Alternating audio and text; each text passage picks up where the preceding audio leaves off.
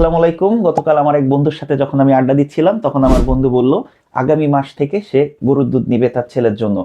এই কথাটা পাশে থাকা একটা লোক যখন শুনতে পারলো তখন সে বলল, ভাই আমার কাছে খাঁটি গরুর দুধ পাওয়া যায়, আপনি আমার কাছ থেকে নিতে পারেন। তখন আমার বন্ধু বলল, আচ্ছা ঠিক আছে, আপনার সাথে পরে এই ব্যাপারে কথা হবে। সেই লোকটা চলে যাওয়ার পরে আমাকে এই বন্ধু বলল, দেখ লোকটা কত বড় বাটপার, কত বড় মিথ্যাবাদী। সে আমার সামনেই মাঝে মধ্যে তার গরুর দুধে পানি মিশাই আর আমাকে বলছে খাঁটি গরুর দুধ পাওয়া যায়।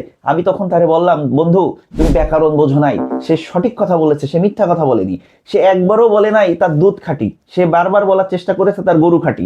তাহলে এই বাক্যটা যদি কেউ বলে, বলার পরে গরুর দুধে পানি মিশাই, সে আসলে মিথ্যা কথা বলেনি, কারণ সে তো বলতেছে না যে দুধ খাঁটি, সে বলছে কি গরু খাঁটি। তাহলে সঠিক বাক্য কোনটা হবে?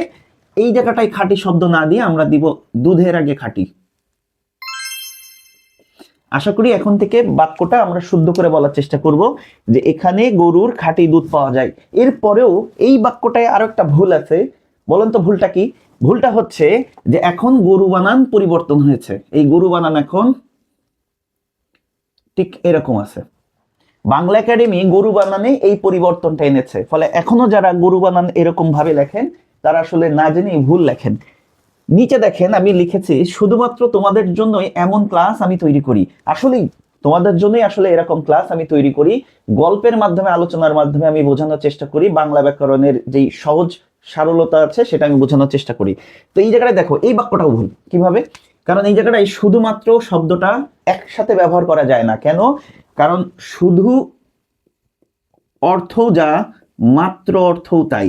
তাহলে এই শুধু এবং মাত্র এটা একসাথে ব্যবহার করা যায় না। অথচ দিনের পর দিন আপনি শুধুমাত্র শব্দটা একই সাথে লিখে গেছেন এবং ভুল লিখে গেছেন তা জানানো না।